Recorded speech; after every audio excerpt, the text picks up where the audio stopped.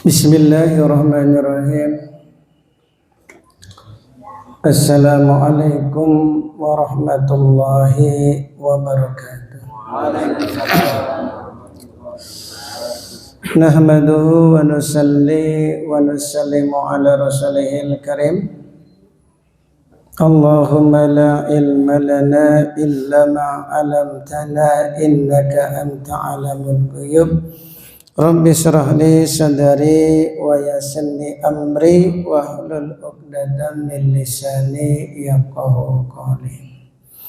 Jamaah salat subuh yang sama-sama dirahmati oleh Allah Subhanahu wa taala.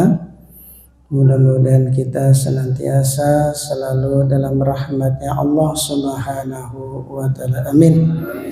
Salawat dan salam tak lupa kita curahkan kepada junjungan kita Nabi besar Muhammad sallallahu alaihi wasallam, kepada keluarganya, para sahabatnya, serta orang-orang yang mengikuti ajarannya. Mudah-mudahan kita di akhirat kelak semua mendapat syafaat dari yang mulia baginda Nabi Muhammad sallallahu alaihi wasallam. Baik, seperti biasa kita luangkan waktu untuk sama-sama mendengarkan nasihat dari baginda Nabi Muhammad sallallahu alaihi wasallam, al-maqalatus saminah, nasihat yang ke-8. Al-Fatihah. A'udzu billahi minasyaitonir rajim. Bismillahirrahmanirrahim. Alhamdulillahirabbil alamin arrahmanir rahim maliki yaumiddin. Iyyaka na'budu wa iyyaka nasta'in. Ihdinas siratal mustaqim. Siratal ladzina an'amta 'alaihim ghairil maghdubi 'alaihim.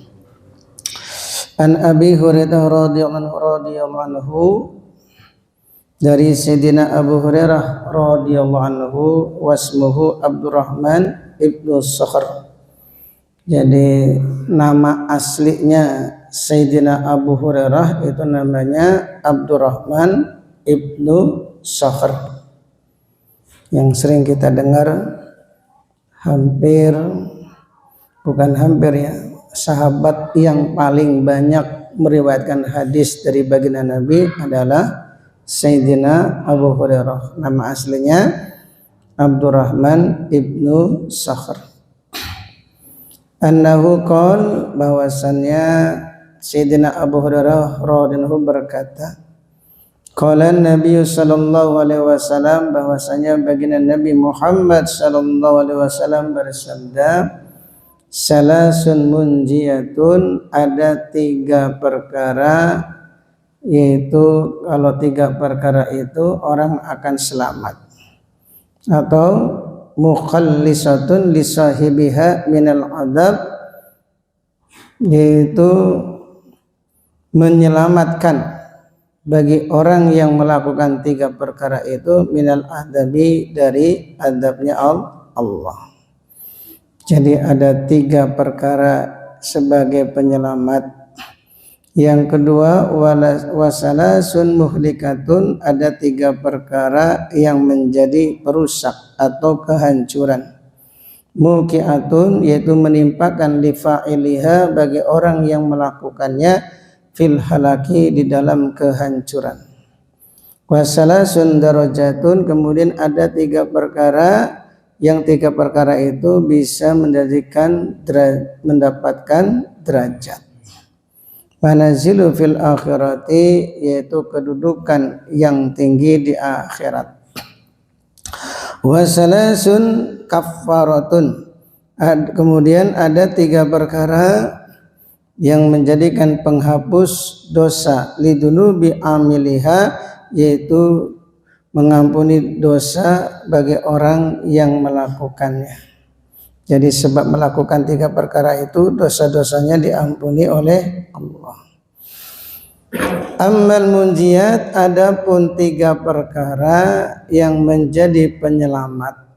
Jadi kalau kita ini betul-betul melakukan 3 perkara ini, kita akan selamat baik di dunia maupun di akhirat. Jadi bukan hanya di akhirat, di dunia pun selamat. Pertama, fakhsiyatullah fis sirri wa alaniyah, takut kepada Allah di dalam kesunyian ataupun di dalam keramaian. Jadi takut kepada Allah baik dalam keadaan sendirian ataupun di dalam keramaian. Qaddimas sirru, lafaz sir yaitu sunyi itu lebih didahulukan kata Imam Nawawi. Apa sebabnya? Imam Nawawi menjelaskan lafaz sir Nabi mendahulukan yaitu takut kepada Allah di waktu sunyi. Li'anna taqwallah fihi a'la darajatan, karena sesungguhnya takwa kepada Allah ketika dalam keadaan sunyi, a'la darajatan adalah paling tingginya derajat. Ketika orang takut dalam keadaan ramai itu biasa, tapi yang paling luar biasa yang menjadikan orang mendapatkan derajat yang tinggi di sisi Allah kalau ketika dalam keadaan sunyi dia takut kepada Allah. Ya, orang itu ramai nggak berani maksiat itu wajar ya. Di saat kita ini naik bis atau naik angkot, kemudian dalam satu angkot itu ada wanita yang pakai rok pendek, sedangkan kita pakai peci, pakai gamis, tentu kita nggak berani ngelirik, betul? Kalaupun nggak pakai peci ya kita sebagai bapak-bapak ya malu atuh. Ya masih ngelirik, sudah aki-aki masih ngelirik, betul? Nggak berani. Tapi di saat mungkin dalam angkot, nah tinggal berdua, nggak ada orang lain kecuali dia berdua, mungkin dia bisa ngelirik, karena nggak ada orang lain tahu, nggak malu. Nah ini makanya takut kepada Allah di waktu sunyi itu menjadikan orang itu derajatnya tinggi di sisi Allah, karena asli takutnya kepada Allah itu karena asli. Ramai itu ya takut ya wajar, karena kalaupun kita ini melihat pasti akan malu. Makanya di antara untuk menjaga iman kita itu kemana-mana harus selalu berjamaah, baik dalam safar, dalam perjalanan. Itu sunnahnya itu 3 orang ya, 1 orang itu 1 setan, ditemani 1 setan. Kalau dalam bepergian jangan sendirian. Kalau 2 orang itu 2 setan, 3 orang baru berjamaah ketika dalam perjalanan. Memang bisa dirasakan orang kalau perjalanan 3 orang itu dalam perjalanan, kalau kita ini bermaksiat itu nggak berani, mesti ada yang negur. Tapi kalau sendirian ada kesempatan maksiat, mungkin kita diculik sama orang, dimasukkan ke dalam hotel, dalam kamar dikunci, pintu dijaga oleh ajudan-ajudannya. Nah kita dipaksa untuk maksiat, kira-kira mau atau nolak? Alhamdulillah ya, kata bayi, alhamdulillah. Kapan lagi? Ya, kapan lagi? Wong nggak dipaksa aja hayang, apalagi dipaksa, kesempatan. Nah itu imannya di sana letaknya. Ya, orang makanya takut kepada Allah itu di saat sunyi itu lebih tinggi derajatnya ketimbang di saat ramai. Maka kita nih yang ramai seperti ini kan nggak kelihatan aslinya. Coba kalau satu persatu diuji.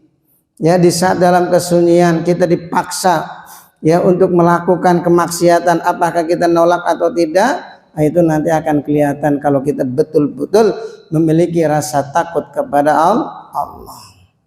Kalau yang tua Pak, yang tua juga sama, belum tentu kalau yang tua itu imannya tinggi, belum tentu. Ya, imannya lemah, kadang imannya yang naik. Kalau udah tua nih, biasa gitu. Jadi nggak ada jaminan. Makanya Imam Syafi'i beliau punya qaul qadim dan qaul jadid, fatwa yang lama dan fatwa yang baru. Fatwa yang lama beliau pernah memberikan fatwa bahwa aki-aki dan nini-nini boleh berduaan, karena dianggap kalau aki-aki dan nini-nini itu tidak menimbulkan hasrat. Tapi ketika beliau ke Mesir, ternyata ada aki-aki dan nini-nini pacaran. Seketika itu langsung fatwanya merubah, yaitu haram walaupun ake-ake sama nenek. Ternyata ake-ake juga punya hasrat. Makanya dalam syariat walaupun sudah ake-ake, kita jangan sampai menitipkan cucu perempuan kita kepada ake-ake tetangga, kecuali ake-ake sendiri. Kalau ake-ake tetangga jangan, kan nggak punya hasrat. Oh, ini syariat, ya syariat. Kenyataannya dalam televisi berita-berita banyak, betul nggak? Nah, syariat ini perlu dijalankan, memang penting ini, karena namanya kemaksiat ini tidak memandang umur. Sebagaimana cinta duit, ya orang itu nggak mungkin ya kalau yang aki-aki itu sudah mulai bosen dengan yang namanya duit, itu enggak. Coba tanya yang tua nih, Abah sudah masih seneng nggak sama duit, Bah? Tuh, seneng dikit, ya seneng dikit kata. Masya Allah. Jadi hati orang tua akan selalu mudah dalam dua perkara, yaitu cinta dunia atau cinta harta, yang kedua panjang angan-angan. Jadi walaupun sudah tua, nggak mesti dengan dunia itu nggak cinta, justru malah senang. Apalagi angan-angan, ingin bangun rumah, ingin beli sawah, ingin beli tanah, pokoknya walaupun udah tua mikirnya itu masih panjang. Ini menunjukkan hati orang tua selalu mudah dalam dua perkara, cinta dunia dan panjang angan-angan. Makanya kembali masalah takwa. Takwa yang paling tinggi adalah ketika orang itu dalam keadaan sunyi. Ini asli, betul-betul orang itu punya memiliki rasa takut kepada Allah. Maka di antara manfaat puasa bulan Ramadan yang kita jalani ini adalah melatih diri kita supaya menjadi orang yang takwa. Di sore hari, di saat perut kita ini lapar, kemudian haus, di depan kita sudah ada makanan dan sudah ada minuman yang sangat segar, tapi kita tidak berani memakannya karena kita merasa bahwa ini mulut adalah miliknya Allah, makanan juga miliknya Allah. Dia tidak berani memakannya sebelum ada komando dari Allah. Begitu mendengar Allahu Akbar, seketika baru berani berbuka puasa. Itulah takwa. Ya, takwa itu gambaran takwa ya ketika kita puasa. Jadi orang lain nggak tahu, ya. Kemudian di depan kita ada makanan. Sebenarnya kalau kita masuk kamar, makan itu selahapnya 2 piring, ya, es 2 gelas. Nanti keluar rumah pura-pura, aduh lemes, pura-pura lemes. Orang lain tahu nggak? Enggak. Makanya ibadah yang bisa pura-pura itu ya puasa. Ya bisa pura-pura makan 3 piring, nanti keluar rumah pura-pura leles. Ini cuacanya panas banget nih. Haus, padahal sudah makan 3 piring, air es 2 gelas. Masya Allah. Nah, ini makanya secara tidak langsung kita menjalani ibadah puasa untuk mendidik kita supaya menjadi orang yang takwa. Orang lain nggak tahu, yang tahu hanya Allah, tapi kita tidak berani memakannya sebelum ada komando dari Allah. Masya Allah. Makanya penting nih, takwa atau takut kepada Allah di waktu sunyi itu derajatnya lebih tinggi. Kalau kita amalkan ini nasihat Nabi, insya Allah kita akan selamat. Yang kedua, waqasdu fil fikri wal gina, sedengan atau hemat fil fikri di waktu miskin, wal gina dan di waktu kaya. Jadi punya sifat sederhana baik di waktu miskin ataupun di waktu kaya. Di saat kita gajian tanggal muda itu ya makan biasa. Jangan sampai ketika baru gajian tanggal muda kita makan seenaknya. Dikit-dikit GoFood, dikit-dikit GoFood. Nanti sebelum pertengahan uang sudah habis. Maka di antara orang itu ingin selamat dalam urusan ekonominya, kalau orang bersifat sederhana, sedengan. Qasdu itu sedengan. Ya makan ala kadarnya, apa adanya. Ya, bisa diperhitungkan ini gaji cuma 3 juta, bagaimana 3 juta ini bisa sampai selama 1 bulan. Bukan dihambek, nanti begitu akhir, nah tanggal 20 duit sudah beak atau habis. Ini namanya orang yang bersifat boros. Maka kalau kita ikut arah Nabi, sifatnya qasdu, sedengan, pasti akan selamat baik ketika fakir ataupun ketika kaya. Kenapa ketika fakir dan ketika kaya? Karena enggak selamanya orang itu rizkinya lancar, betul enggak?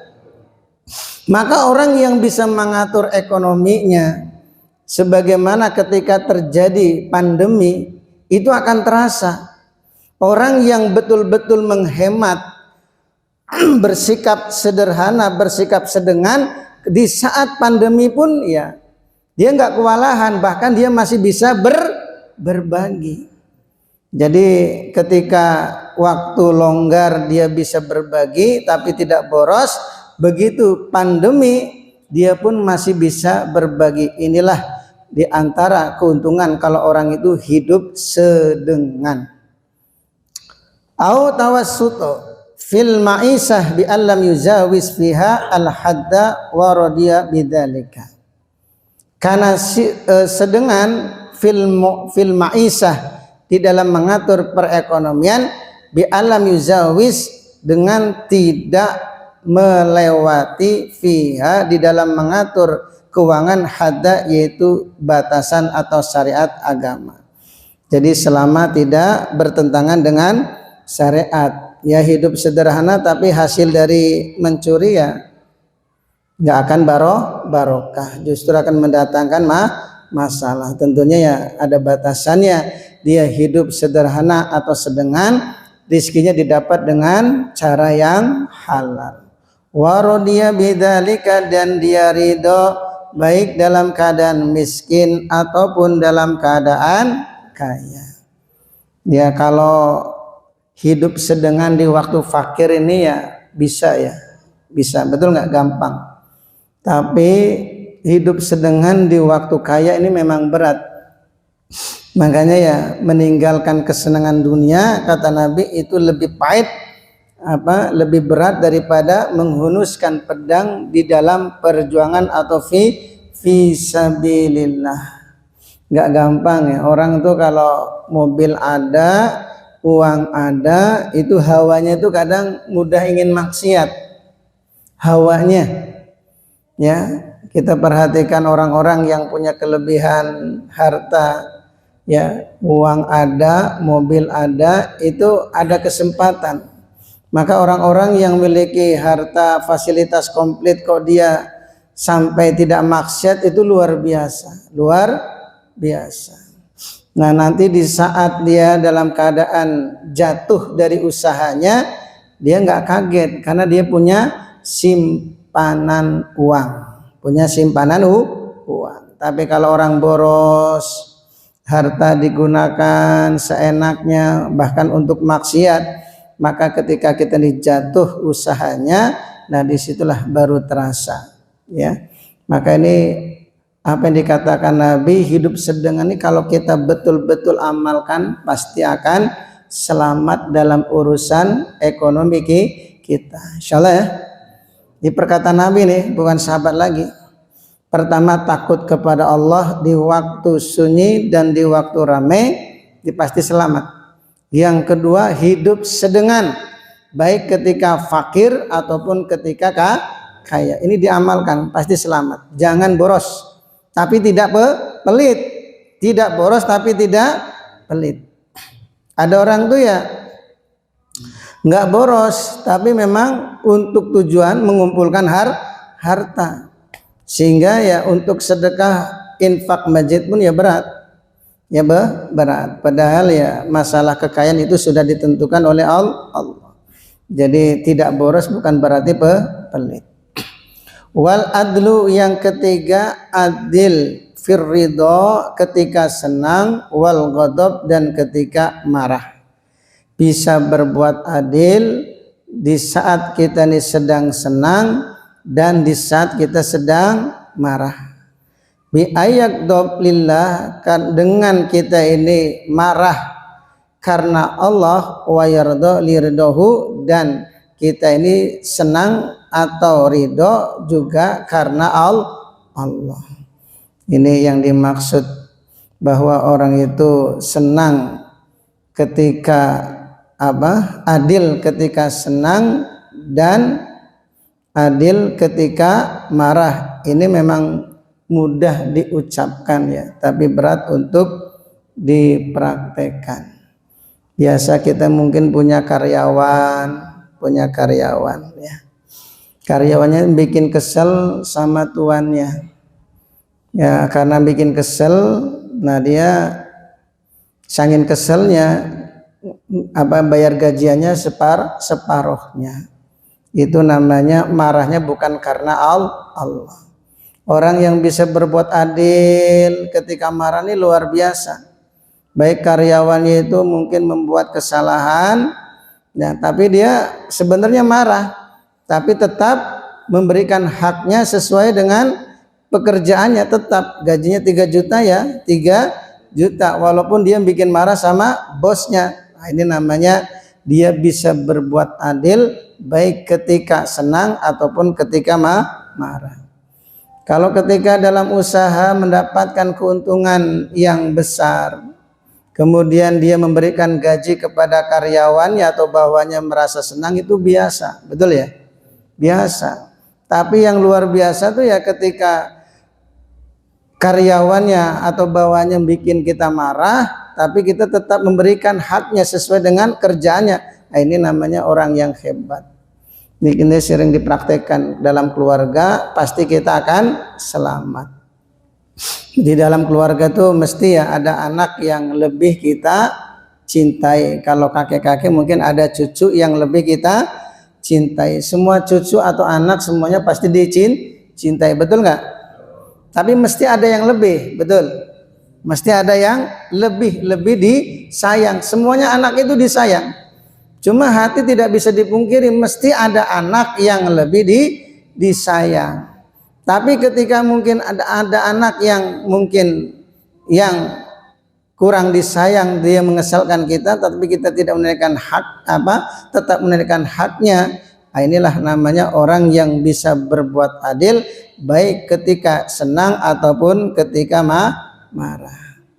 Karena kita mengurangi hak terhadap keluarga ini ya suatu keburukan.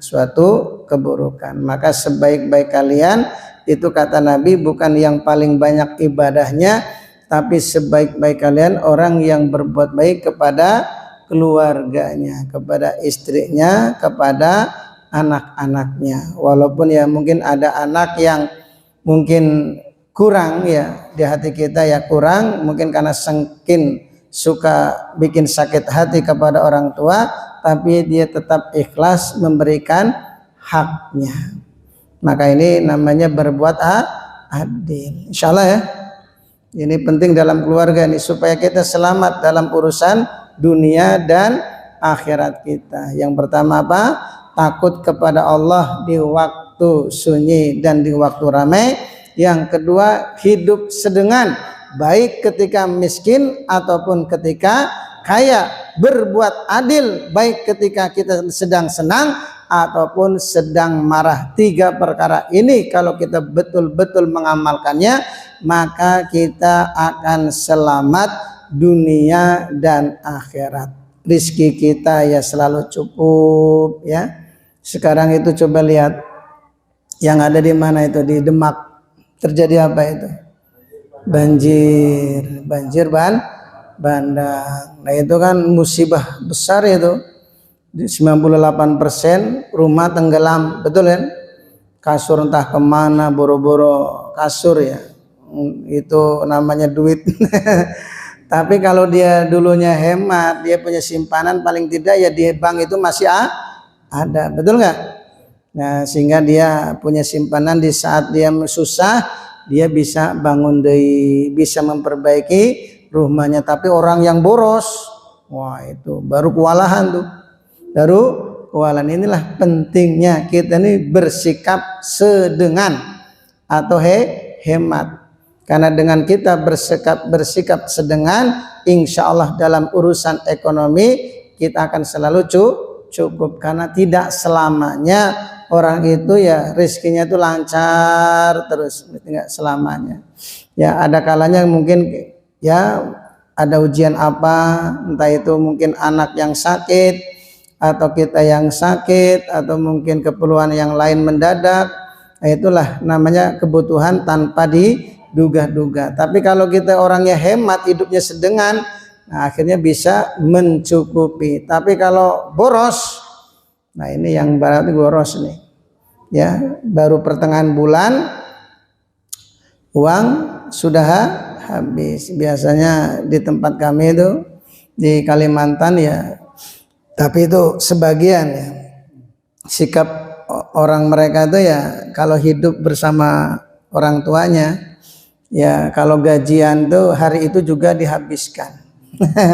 Hari itu juga dihabiskan untuk besok masa bodoh, yang penting dia bersenang-senang. Biasanya kalau hidup bersama orang tua atau apa itu mertua itu biasa ya ketergantungan ya, tidak bisa mandiri. Orang itu akan hidup sedengan kalau hidup mandiri. Jangan ketergantungan, baru terasa. Makanya kita melatih anak-anak kita itu harus hidup memisah. Tujuannya supaya biar dia tuh bisa hidup sederhana. Kalau enggak dia boros, nanti ketergantungan. Sama dengan anak orang kaya, ketika dia pergi ke sekolah ya uang jajannya 200.000. Karena merasa didapat dengan mudah, maka mudah juga dihabiskan. Betul nggak?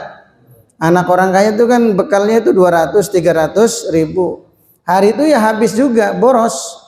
Tapi anak yang mendapatkan uang dengan hasil susah payah, jualan koran di saat terik matahari, kadang kehujanan, ya pagi-pagi, walaupun untungnya 10.000, untuk menghabiskan dia mikir 2 kali. Betul nggak?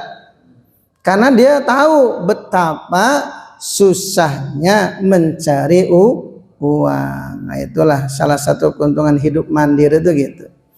Nah, yang jelas kita ini jangan sampai boros. Selalulah hidup ini yang sedang saja. Kalau beli baju ya jangan sampai jutaan.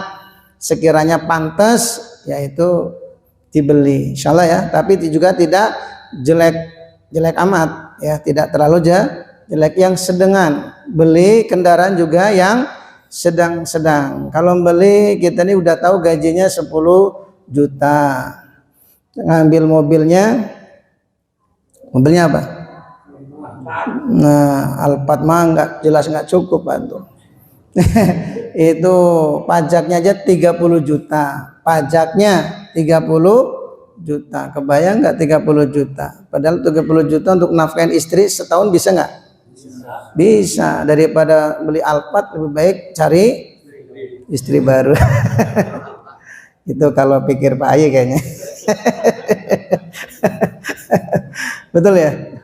Jadi disesuaikan. Jadi kalau kita gajinya ya bisa diperkirakan 3 juta ya motornya yang biasa. Jangan sampai motornya ya apa?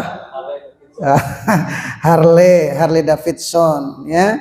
Itu nggak akan mencukupi. Bisa-bisa ya makan hanya sekali. Itu pun nasi sama ikan asin, dan ikan asin nggak dimakan, cuma cium biar utuh. Demi apa? Yang penting dapat Harley Davidson. Ada nggak orang seperti ini? Bisa jadi ada. Jadi makan nasi dengan ikan asin tuh ikan asinnya nggak dimakan. Dicocol aja demi hemat ya, supaya dapat Harley Davidson. Ini nggak seperti ini juga ya. Ini penting ya, hidup sedengan itu penting ya. Jadi apa adanya. Jadi sekiranya kita pendapatannya ya 3 juta ya cari motor yang biasa-biasa saja. Selagi second ya dan itu masih bisa berjalan, itu kita beli insyaallah ya. Pokoknya jangan terlalu glamor lah ya. Hidup itu sedengan insyaallah ya. Kalau kita hidup sedengan pasti selamat dalam urusan ekonomi kita. Mudah-mudahan apa yang kita dengar kita niat untuk mengamalkannya insyaallah. Subhanallah wa bihamdihi, subhanallah wa bihamdihi. Wassalamualaikum warahmatullahi wabarakatuh.